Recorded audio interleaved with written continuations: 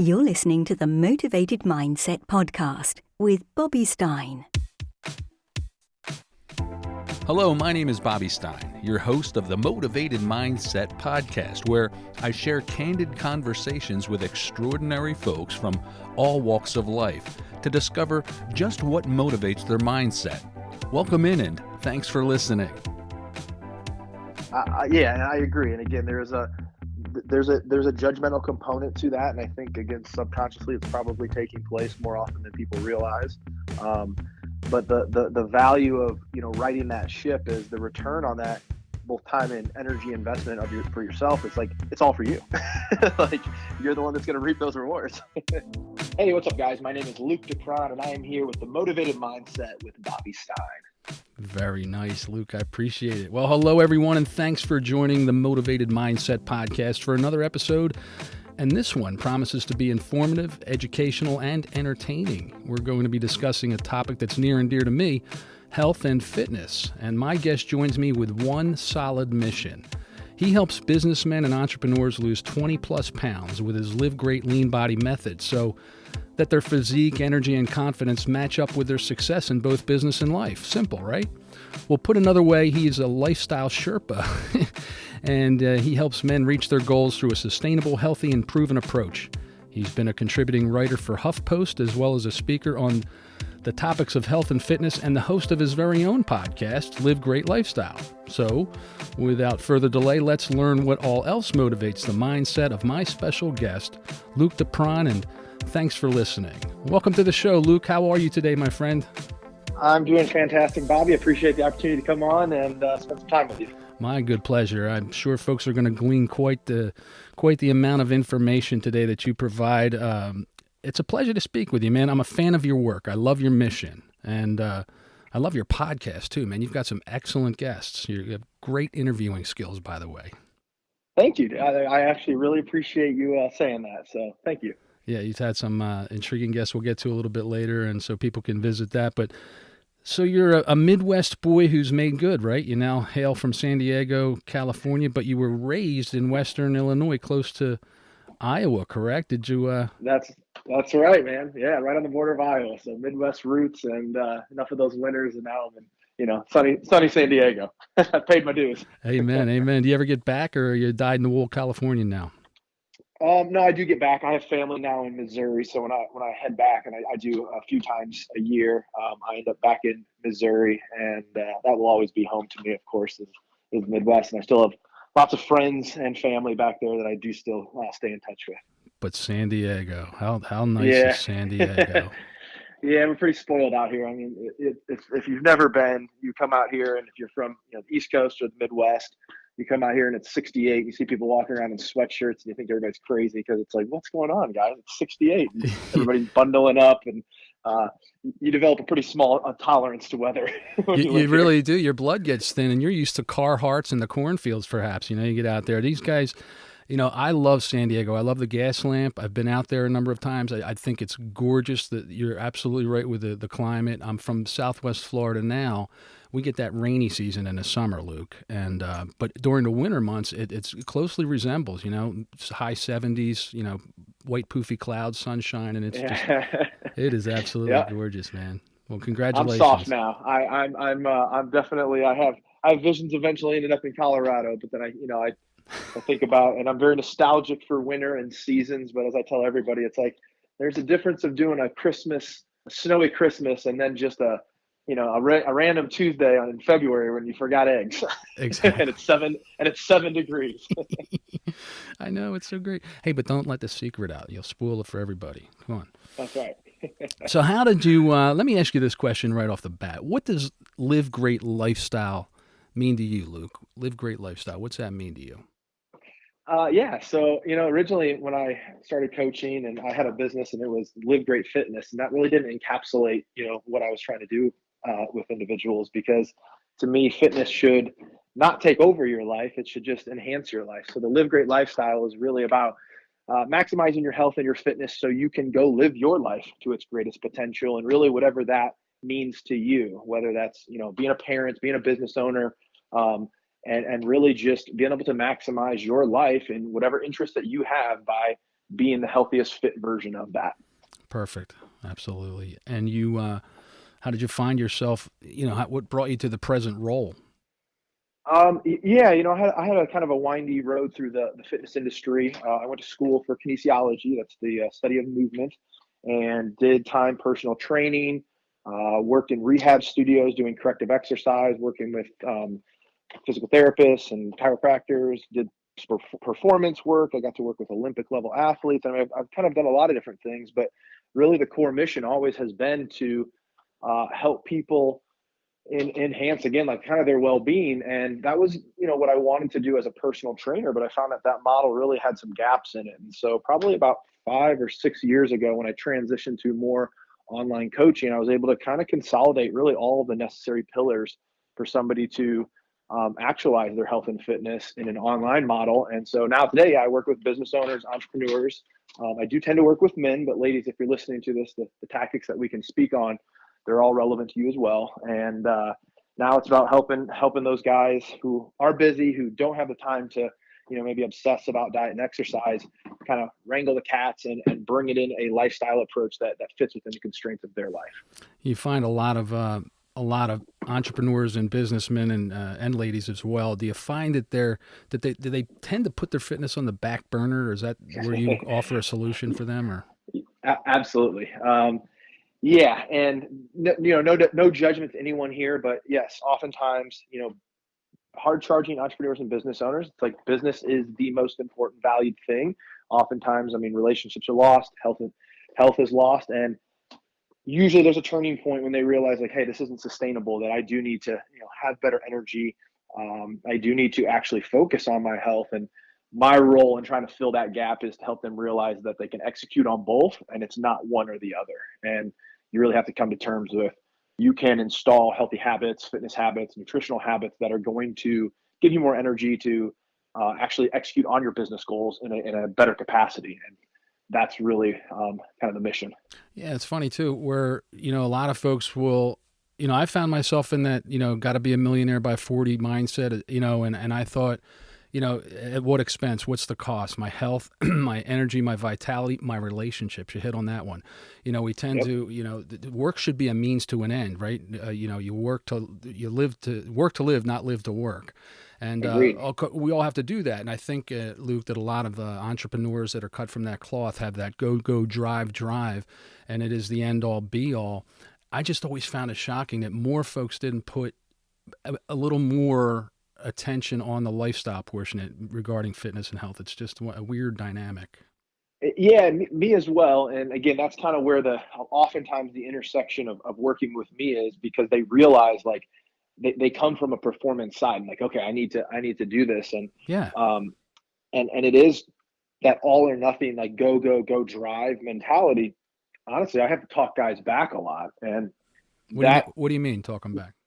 Meaning like that same drive, which is maybe allowed you to be really successful in business. It's like, we don't have to apply it in the same intensity to our health and wellness. And I use this as an example, but oftentimes the guys who will struggle are they're approaching their health and wellness as a marketing launch rather than a business plan. And what I mean by that is they're taking this yeah, you got it, right?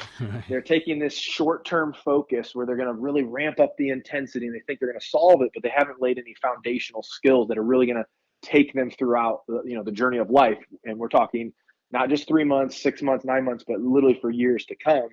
And it is hard for hard charging entrepreneurial guys to kind of separate those two mindsets, and it's stepping into it and from a sustainable standpoint. And so oftentimes I have to talk them back and say, hey, let's not work out 7 days a week. Let's do 3 to 4, because we can be more efficient this way and actually see it through on the long haul, that's where we're going to see the results. You got to reel them in a little bit. Yeah. That sometimes you don't want to sacrifice a short-term appetite for a long-term feast, so you got to kind of pace these folks a little bit. Totally. Yeah. So, I mean, it really, putting your arms around the lifestyle thing at the end of the day, you're putting health more before fitness, or how does that work in your world? Yeah, absolutely. And I think this is also where there's a big disconnect for a lot of folks when they're taking in information mostly from the fitness community. If you go on Instagram or YouTube, you're oftentimes being exposed to health and wellness or health and fitness from a athlete, fitness, bodybuilder perspective, which these are great, fantastic modes and lots to learn from them, but possibly not relevant to maybe somebody else's lifestyle. Again, if you're a if you're a busy entrepreneur building a business, you probably shouldn't try to step into a 22-year-old fitness model's lifestyle. It's funny. You'd be a lot of us, a lot of busy-minded people, they get they're deconditioned.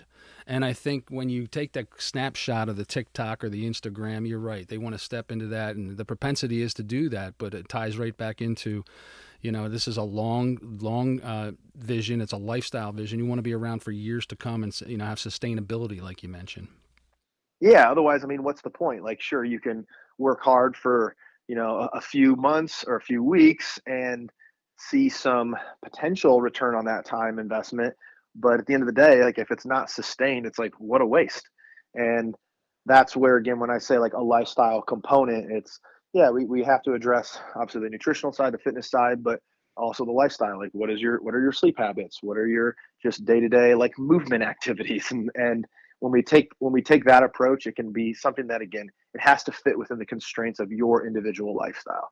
Like if you, a great example I always use is like telling somebody like, you got to work out at 6 a.m. because that's the best time. And it's like, well, what if you have to get your kids to the school at 7? Does that fit for you? What Like, what if life? not. Yeah, what if life's encroaching on that simple thing, right? It's, we all have to live. Right. That's crazy. Exactly. That's crazy. So, I mean, who doesn't want to, gain muscle while losing 20 pounds and have more confidence and energy, I mean, that's the name of the game. I know that when I'm on my game, Luke, health and fitness wise, I'm more confident internally. I noticed that other folks can almost feel it. For instance, if I'm on a sales call, I can sense to a degree that my prospect may be inclined to think that if I'm disciplined with my health, my dieting and fitness game, I mean, I may be more or better equipped to be trusted with their business. Correct? I mean, would you agree? Oh, absolutely. I mean, I think as a leader of a business, you're also setting the, whether dependent, if you have a big team where you guys are doing, if you're a full corporate office where you have, wellness days and you're bringing in lunches, like you're really setting the stage for like the culture of that company and what you guys stand for. And I can't think of something less inspiring than, working for a leader who doesn't value their health, doesn't value their fitness, to where knowing by engaging and working in this company that it's like, I'm going to become less healthy by being in this environment that's supposed to help me have a life. And and then on top of it, if you're somebody who, if like you are the face of your business, absolutely, that your posture, your physique, all of these things are going to have a judgmental component, for better or worse. Absolutely. But you are a representation of that, for sure. Well, we're all our own brand, right? I mean, we're all our own professional CEO. If we carried around a card, I mean, we are our brand. And, people are going to, God looks on the inside, but people look on the outside. They're going to look first. They're going to take a look. They're going to take a look, and we're judgmental creatures by habit. And whether it's following a leader in an organization, whether he or she prescribes or subscribes to a holistic approach to leadership, health, business wise, and all the way down the line, or not, and ignores his health, we're going to, like you say, we're going to not be so inclined to, be as energetic or on board with their overall mission. I think so. Yeah, and I agree. And again, there's a judgmental component to that, and I think, again, subconsciously it's probably taking place more often than people realize. Oh yeah. But the value of righting that ship is the return on that, both time and energy investment for yourself, is like, it's all for you. Like you're the one that's going to reap those rewards. Absolutely. And if you've got to have some sort of an ego, albeit whatever size, to be the juggernaut or the head of a venture or an enterprise. And why wouldn't you want that subconscious or subliminal edge, to move forward out in front of you, that aura, that meets and greets the folks before you even shake hands? I think that you are really offering a wonderful methodology, and you're introducing it, and I think a lot of people need to get on board at a lot of different levels. I think it just helps all the way around. I don't know if I'm preaching to the choir. I'm a fan, so what do I know? Yeah, no, and I know you're, obviously, having followed you, you're committed to a health and wellness practice. So I know you get it. And yeah, it's absolutely something that it shouldn't be shocking when you step back and think like, well, how is this really going to help me? And it's like Right. your health and your fitness, your body is the vehicle that is taking you through this experience of life. So if you were to optimize it in whatever fashion, whether that again that means meditation for you, that means stretching and mobility work for you, getting your body composition in order, getting into whatever it is, there is there is a return on that effort because you are optimizing the vehicle that is taking you through this experience of life. So you're going to, and I always tell people, when most guys who do reach out to me to work together, it starts with a physique goal. And oftentimes, again, is there's a weight loss component. But the thing that keeps everybody going and really will see them through, and I'm sure, Bobby, you can agree with this, it's feeling really good. Absolutely. And if you've ever been sick and you're trying to execute on big goals, like you know how hard it is when you're not feeling great to do your best in business, life, relationships, whatever. And the same thing holds true that if like you haven't actualized and optimized your health and fitness, it's like there's a degree of I think execution that you're lacking, or there's a fifth gear that you just don't even know exists that you don't have access to yet. Sure. And it's helping people kind of get to that point. Yeah, and you're unearthing that for them and uncovering it. I heard a saying that says nothing tastes as good as feeling good. And Yeah. what Yeah. what I find astonishing, we own this body, right? We own what's on our shoulders, between our ears, 100%. It's paid in full. It's something that we're going to take this flesh suit. We're going to take throughout our time here, and it just behooves us if we can get, and it's a finely tuned instrument, or it's tunable. And when we can come to grips with that and really get acclimated or acquainted with our workings, both physically inner and outer, I just think that's just a win-win. It's just a tool in your belt to move forward successfully, more so than without it. Absolutely. I love that you said flesh suit. I always use I use the term meat suit. Is how I think of it. Like, yeah, like we have this like meat suit that we were gifted. Like we have this Exactly. we have this beautiful gift, and to not honor it through like using it and nourishing it, and what a waste. Just to be a And good steward of it, I mean, and yeah, it's so thankful. It's like a dog, It's like if you give a dog an ounce of attention, he's just wagging his tail. I think our bodies do that too, even in the smallest doses. And yeah, I just love the fact that there's a place that somebody can go specifically for businessmen and entrepreneurs to unleash their inner potential and maximize their meat suit. yeah. I I might have to steal that. I I might really, need tagline. really do. But we are speaking with the founder of Live Great Lean Body Method, Luke DePron, and you can learn more about Luke's offerings at livegreatlifestyle.com. Be sure to pay him a visit and learn if you'd be a good candidate for coaching. And you can also find out on the website, all more about his many offerings. And he's on the LinkedIn platform. He's on Instagram. Give him a follow. You'll be glad you did. We've all seen, Luke, those ads that show before and after photos. We talk about like Instagram and stuff with dramatic weight Sure. loss in ridiculously short periods of time.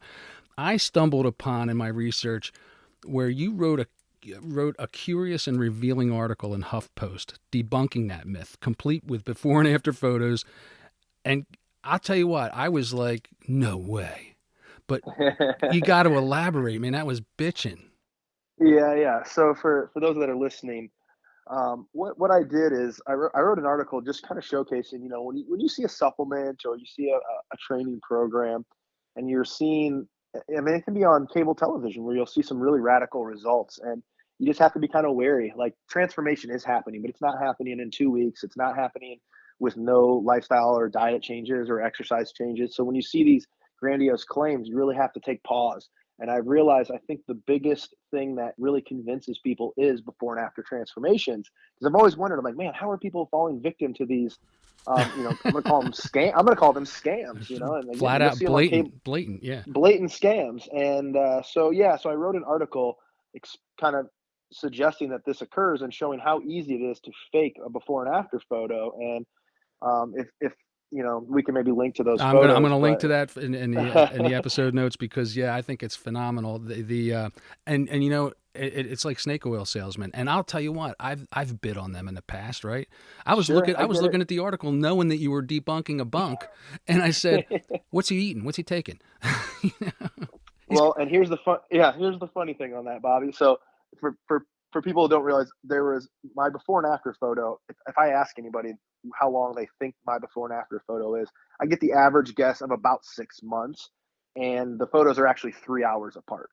And there's a fairly substantial visual difference, but really all I did was change my posture, change a little bit of lighting, do a workout, get a pump. But I could create a pretty visually different example of myself in 3 hours. compelling. But yeah, and but what's funny about that since then, Bobby, is those photos have since been stolen and used by multiple marketers I of love supplements, I love the human skin race. tightening.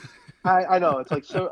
So not only did they take, are they lying? They're using fake transformation Th- photos, They're lying on and top of lies already. yeah, and so I've been tagged multiple times by Herbalife coaches on Facebook, where Facebook, if somebody puts a photo up of on Facebook, Facebook will say, "Would you like to be tagged in this?" And I've had multiple times where all of a sudden that is How about suggested that? that I be tagged, and I go look, and it's some Herbalife supplement saleswoman claiming that I was her Wow. client. Oh, I was actually doing jujitsu one day, and a guy that I've trained with for a while, he goes, "Hey man, do you take SARMs?" And I go, "What is SARMs?" right, right. And he goes, "Oh, I saw your photo on there, and this website. I mean, this company. I mean, they ran ads in an Iowa newspaper. I found my photo, and like it's blatant. And so that is them not even creating their own fake stuff. They're That's just going out and ironic. stealing it. That is Yeah, and just yeah, the irony is ridiculous. So blatant piracy. I mean, yeah,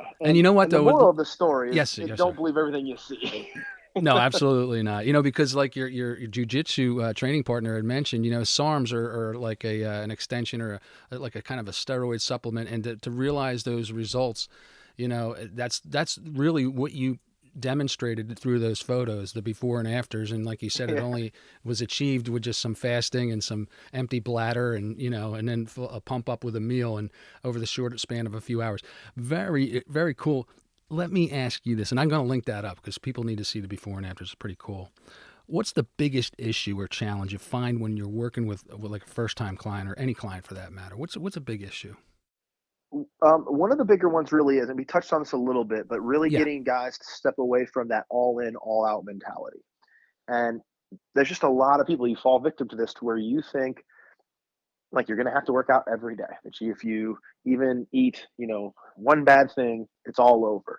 And really getting people to pull back and execute on a more sustainable plan that has a little bit more flexibility is going to create the long-term consistency that is necessary. And so again, like one bad meal is just one bad meal, one missed workout is just one missed workout. And you really just you have to let it go. And I can't tell you how many guys I talk to where they tell me, "Well, I'm all in or I'm all out." And it's like that is almost a built-in excuse you're providing for yourself to believe that, when it is completely not necessary. sure. I know I was listening to one of your podcasts. You did a solo episode. You've done a couple of them. Again, wonderful interviewer, my brother. Hats off to you. Thank you. But you mentioned in the past that some clients experience and they have a very real feeling of anxiety and overwhelm. And you addressed how to combat that with a breathing exercise. Can you run through that? Because you had elaborated Yeah, on that. It was yes. pretty Yeah, cool. so yeah, and here's the anxiety and overwhelm. This is the other person who will struggle, is if you are, and particularly again, if you're a business owner, like, let's be real, we've all been there, where anxiety, overwhelm, stress, it's real, and you're wearing a lot of hats. The hours, like, I get it. I've had clients that are going through some very challenging circumstances, and if you find yourself in that situation, it is hard to then execute on what should be, I think, simple choices. And this is where you do see somebody who, like, they're so stressed, they're so overwhelmed that it's like they just, well, I had to eat something, and then they go to Jack in the Box and grab something. And it's like, okay, we need to be able to pull ourselves out of that fight or flight mode so we can at least make a better decision. And a very simple tool that everyone has access to is their breath. And box breathing is a very useful tool that is as simple as just doing a 4-second inhale through the nose and then holding that inhale for 4 seconds and then slowly exhaling for 4 seconds and holding that empty breath for 4 seconds. So if you think of that pattern of 4 in plus a hold, 4 down plus a hold, you could paint the picture of a box. And the idea with box breathing is that we can very quickly get out of the sympathetic response, that fight or flight, and get into that parasympathetic where we have a much better chance of making a good choice and a good decision. And this is something that really in just 2 minutes, you can make an impact on that nervous system. Obviously, if you do it longer, you could probably have a better effect. The more you practice this, the quicker and the easier you're able to actually pull yourself down. So, that's a really easy and usable tool for anybody who finds themselves in that state of overwhelm, because it's going to happen and you need to have tools to pull yourself down so then you can execute and make good decisions. And again, this is very relevant when we're talking in our nutritional and lifestyle habits.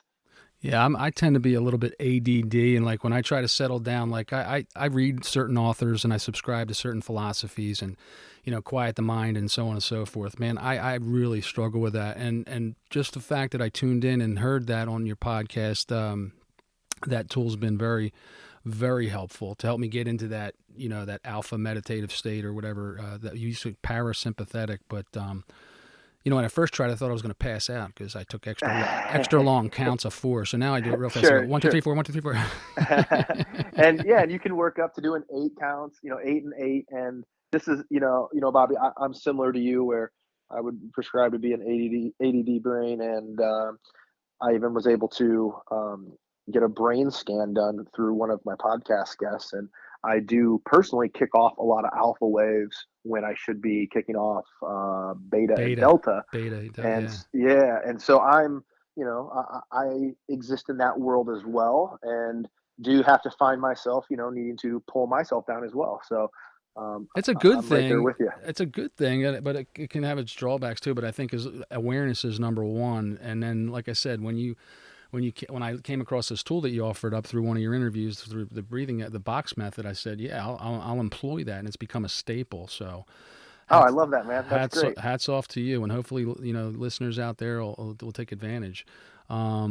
You talk, I'm kind of getting, circling the wagon with the similar topics, but I think it all, runs together. One of the topics you speak on is the lifestyle mindset and how to create that internal drive to put your fitness plan in action. So when you've got somebody who's an overwhelm or anxiety, you offer them up a tool, 2 or 3, and the other thing that you had mentioned is that just trying to bring some of these high earners, high energy people, reel them back in, and it's not a either in or out type of mode. What else do you impart to them from a mindset standpoint? What do you get? Because before you answer, they come to you with that physique goal. They want to achieve that physique. That's first and foremost. But you quickly unearth and discover that what lies beneath the surface is what really matters, and that's what's going on in their brains. Correct? Yeah, and so I really kind of have like 3, I'm going to call them exercises or videos that everybody watches and starts to kind of work towards, and then a framework that we use. But the first is everybody has to they don't necessarily have to share this with me. They can keep it to themselves. I've had guys share it with me, which is cool. Others keep it to themselves. But it's really just writing out, like, what is the big why? Like, why do you want to lose? So let's just say, I need to lose 20 pounds. It's like, okay, great. Like, you need to. Okay, let's talk about that. Oh, because the doctor told you. It's like, that's not going to get you there. Like, why? Like, why do we really want to do this? And, asking simple questions of, like, what is your life going to look like? And how are things going to be different? What are you going to do that will be different? And really trying to help them paint a future reality of what that will look like, and helping them maybe expand what that capacity will offer them. And if they can build in a cost to it as well. So oftentimes this could be to the business, this could be to your kids. And then crafting and writing out condensing those questions into a single paragraph that they then read. And it's like, hey, tape this to your bathroom, to the mirror, so you see it daily, engage it for the 2 minutes in an energetic state, so you can buy into this future reality. Perfect. Again, we can even paint in costs, and I'm big on this, and I use this with guys a lot. And I was actually talking with a client yesterday on a coaching call, and it's like, all right, we need to curb some of the alcohol. That's one of the goals that he wants to work on. And it's like, well, are you or is another man going to walk your daughter down the aisle on her wedding day? And linking some really big costs, because when you start to get blood work back that shows liver enzymes are up, and like, Yeah. these are potential realities. And if you can buy into that, again, I hate to say that negative reality, that too creates a big and burning desire. So we want to tether that to the business. We want to tether it to our families or whatever's really going to drive you. This is where it's Motivated. like, Yeah. yeah, what is really your big why? And then from there, we want to start trying to craft what I call the fitness identity, but starting to think and make decisions from a future state of health.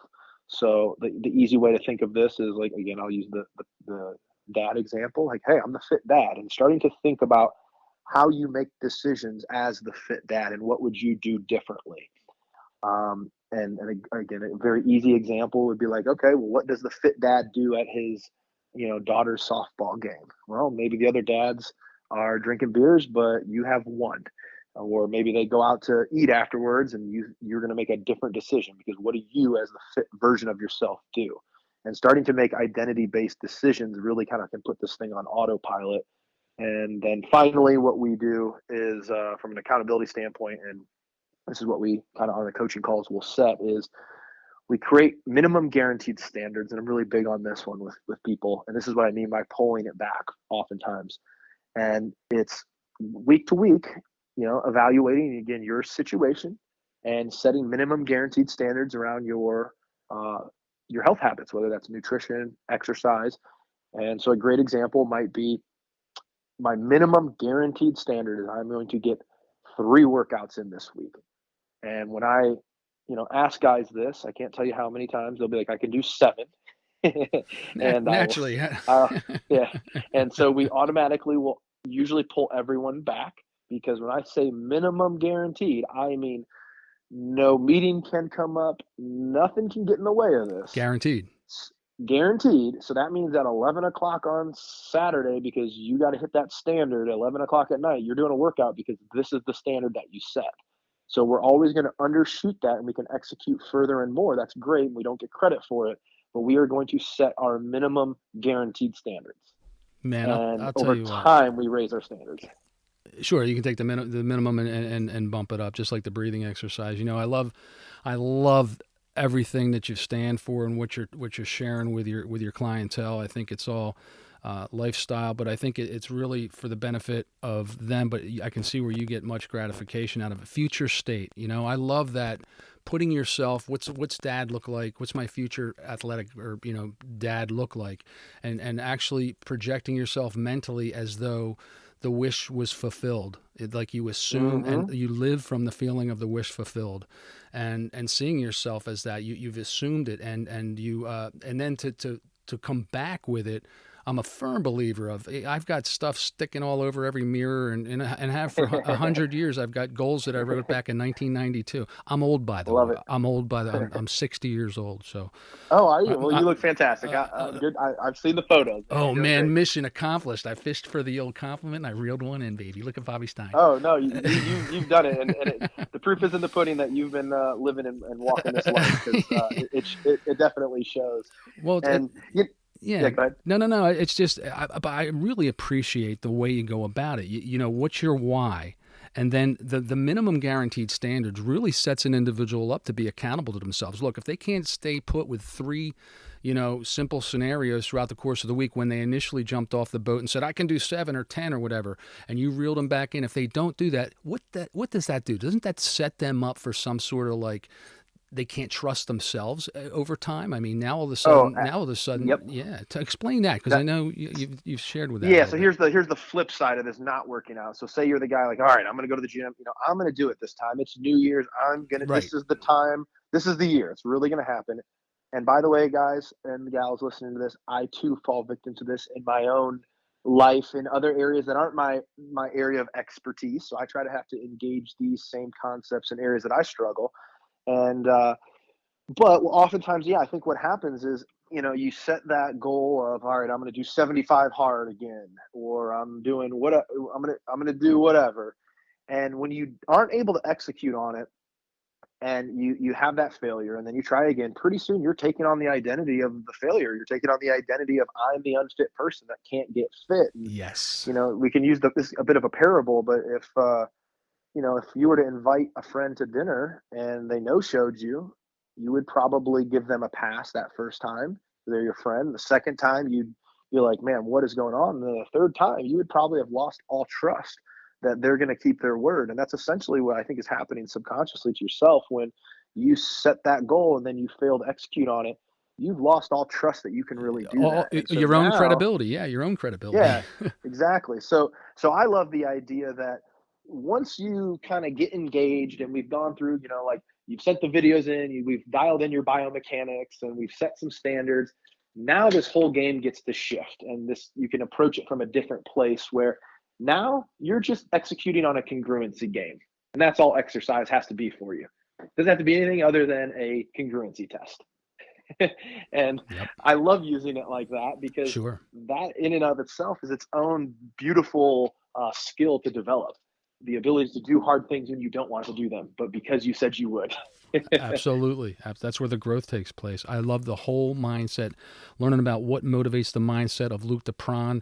You can find Luke over at his webpage, Live Great Lifestyle, the podcast by the same name, lots of offerings, online coaching. So, you don't necessarily have to be in the close proximity of San Diego. You can do this from Naples, Florida, and with the wonders of technology and video, and he will get you on track with your why, your identity, create your future state, set some minimum guaranteed standards, and online coaching is the way to go with Luke.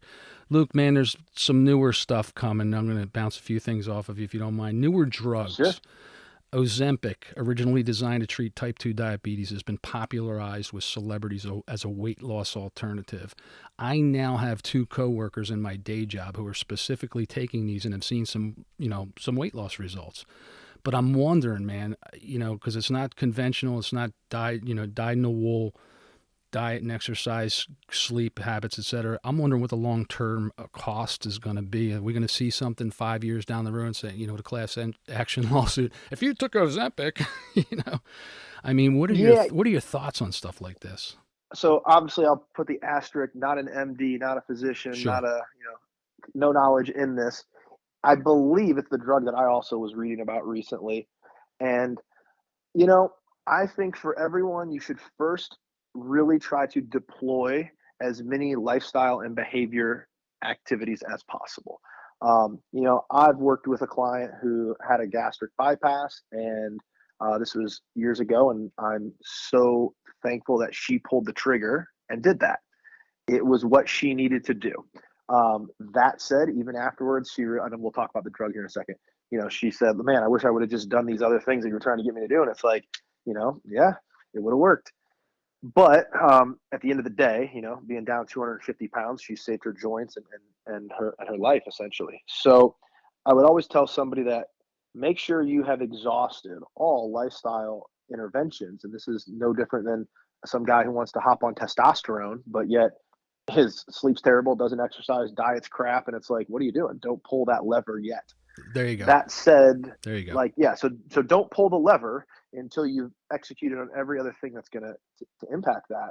I would have expected, nothing less than that response with it. Yeah, as far as the drug, you don't know much about it. Well, from what I've read about it, like it sounds interesting in that I believe it is impacting satiety signaling, and that for somebody who there are going to be some people who are really struggling with satiety signaling, and even with best measures, it's like I am just starving all the time. So does that, so clarify that for the folks listening, it's like a satiation issue, correct? Can't stay so full. If you're somebody, and anybody who, when you go to quote diet or lose weight, there's going to be at some point a level of, I don't want to say not deprivation, but like you need to try to eat in a way that is going to limit your hunger signaling, because we want to make dieting as effortless and comfortable as possible. Correct. And for some people who are going to be hyper responders to that, it does look like, from what I've read, that drug is going to possibly really help with that, to where you're not feeling those hunger signals. I think this is the stuff that obviously, like, you're going to want to speak to a doctor. You're going to actually want to have those things measured and actually be in that situation. I would make sure you're not somebody who is looking for just an easier path, because just like the guy who jumps on testosterone too early, you're probably pulling a lever that is going to create some down the river or down the chain effects that you maybe can't undo. Correct.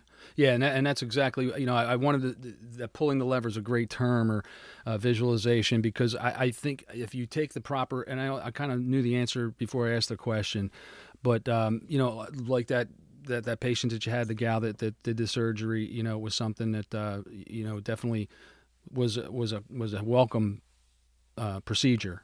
I was going to ask you about the TRT, but you've answered it. I think that with proper blood work, and again, I'm not an MD or anything like that. I'm a casual, sideline bystander.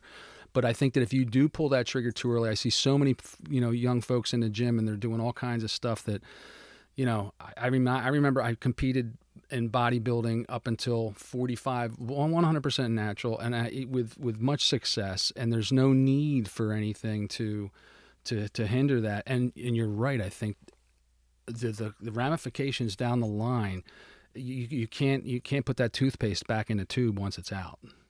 Yeah, and I think with testosterone, it's easy for me to say, I'm 30, I'll be 38 in December, massive amounts of energy, high sex drive, like all the markers of having healthy T levels. Healthy T levels. But there is definitely going to be the aging piece where testosterone does naturally decline, and I think it will be an interesting conversation for every individual to have about, hey, if I can just maintain my current levels as I age, would that be a better path through life? I tend to be a little bit of a hippie, and just kind of the naturalist in me is there. But again, most people, you're, I think, pulling the lever where you haven't optimized other things. You haven't optimized your sleep, your stress, your strength training, your nutrition, your alcohol consumption, your alcohol lifestyle consumption. habit. Yeah, all these things. Yeah, get all those these things. Get those. And first. I loved your analogy of, you can't put the toothpaste back in the tube, and if you pull that lever too soon before optimizing those other pieces, like, oh man, because there's a cost to that. Yeah, big time. Everything has a cost. You work with a variety of clientele, such as folks, on a regular diet. My wife and I went plant-based vegan 3 years ago, and I've competed on the stage as a vegan competitor, and have noticed, no difference. I mean, it's been wonderful. All my markers are down, my cholesterol, my kidney, liver functions, all that kind of stuff is spot on, thankfully. Nice. What do you think about, the keto and the plant-based and stuff like that? Do you coach within somebody's parameters? You're not trying to reinvent their wheel, are you? Correct. Yeah. So if somebody were to come to me as a vegan, we're going to work within that. So, man, this is again where, like, the nutritional dogma is crazy right now, and it's pretty amazing to think that, like, we have a population that believes eating only red meat carnivores is the path to health. And you have, by the way, you have some high performing individuals in that camp. No doubt about it. And at the same time, we have other people who believe that only eating plants, I know, it's insane, is the way, and they're also high performing. And so I think, even what that can tell you is, like, hey, you're probably okay right in the middle. Exactly. And you do see, I will say this, regardless of how, if you are carrying excess adipose tissue, if you are overweight, and again, there's no fat shaming in this, if you were to get your body fat to come down, you're going to see health markers improve regardless of the path that you took to get there. So if you were to go vegan, carnivore, you're going to see improvements in lipids and all of these things. So for most people, I would say, let's, like, this is here when I say, like, making it fit in your lifestyle, here's a great example of what I mean. It's like, hey, what are some of your favorite foods? Let's start there and see if we can maybe modify, healthify, keep some of those things let's healthify around. Yeah, let's healthify it a bit. And you don't have to do anything extreme. And again, I think this is where, someone like yourself, who 3 years ago, after having a lifetime of health and wellness habits, to do an experimentation into veganism that you found beneficial makes sense. For somebody who is just starting out, to me, it's like, I don't think you should go really hard either way, because I think, again, you are building yourself an excuse to quit. Setting yourself up for failure. Yeah. Pre-workout drinks. When I started out, it was, I listened to Lou Ferrigno and Arnold Schwarzenegger, and they would say, have a cup of coffee, go to the gym and bang out your chest and your back. And I go to the gym, and again, I see these guys with these concoctions, and their heads look like they're going to blow off their shoulders. They got a vein in their temple the size of my thumb. What the hell? Yeah, I've never taken a pre-workout in my life. Yeah, this is so shocking to people. I'm a very wound up ADD. dude. I'm up. So, personally, I've quit what I would say. I don't consider myself a coffee drinker. I will occasionally have coffee. I don't personally do well on caffeine. I would say for the average person, if you need a pre-workout to do an intense workout, I would first start with, like, okay, what's our sleep habits? Again, if you need 8 cups of coffee to get through the day, I would suggest to evaluate your sleep habits. I don't think there's anything wrong with them. I think most people probably, if you're just starting out, you don't need to work out at an intensity so hard that would require you to be highly caffeinated and stimulated. You know what I mean? Like, when you get to the point where, again, you, who is a bodybuilder who's competing, when you're competing on a stage, you need to go in there and eke out every last piece of every last rep. And so, bringing in some stimulants, I think, could be an advantageous thing to do. Yeah. But yeah, so I don't think that's a starting point for most people. You're not going to need to load up on a pre-workout to get in shape. Yeah, the last thing I need to do is walk into the gym like a pit bull on crack. I mean, it's just not it's not as conducive to my overall well-being, as it were. So I heard you quote from Dr. Joe Dispenza's work. What other books do you like to read? What are you into? Or what do you listen to? What do you feed your mind with? It sounds like, you're wise beyond your years at 38. It sounds like you got it going on. You understand some of the workings of the subconscious mind and things of that. So what do you get into? Yeah, I am a fan of Joe Dispenza. I've enjoyed some of his meditations as well. A really great podcast for people who want to dive into some really fun and deep neuroscience. Science right now is the Huberman Lab podcast. If you're a maybe beginner in making some shifts in your health and wellness, this might be diving into the weeds a little bit and getting a little more nuance, but that's a really fantastic podcast. And, you can deep dive into alcohol, caffeine, those pre-workouts. He's probably got something for you there. There you go. That's my current kind of obsession, if you will. Gotcha, brother. And what's on the horizon for you, Luke? What do you got in the pipeline? What do you got cooking? Next thing is looking at bringing into some kind of group components as far as coaching goes. Obviously, I have a lot of the same conversations with guys.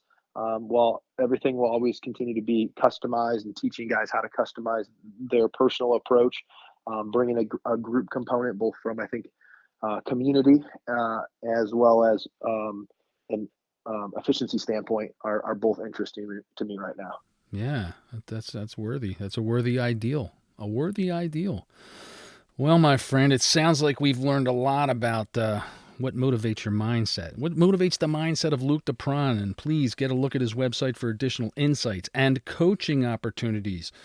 Luke, I'm sure, will welcome your questions and your concerns, and he can certainly design a program specific to your needs, and that's at livegreatlifestyle.com. Check out some of his amazing past episodes on his podcast. You have to go over to his podcast. He's a wonderful interview. Unlike me, he listens when he asks a question. He doesn't step on people's toes. No, you're great, man. He's got it going on. It's by the same name, Live Great Lifestyle, and it's on all the platforms. You can find him on like Google and Apple, Spotify, etc., iHeartRadio, all that good stuff. Give him a follow over on Instagram and the LinkedIn platforms as well, and you will be glad you did. Luke, man, it was so cool that you took your time and educated, inspired, and enlightened me as well as the audience. I appreciate it, and they appreciate it too. Yeah, well, my pleasure to be here. Always fun talking to, another guy who has seen the light and, gets the value of doing that health and wellness thing, as I know you've obviously done for years.